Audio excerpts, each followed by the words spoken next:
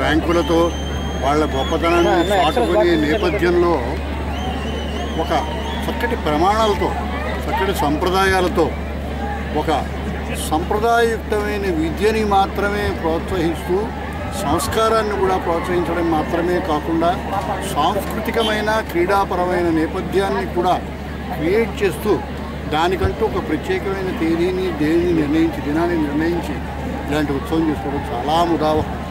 ఆ రోజుల్లో మా తరం వారికి చదువు మాత్రమే కాకుండా చదువుతో పాటు ఆటపాట ఉండేది.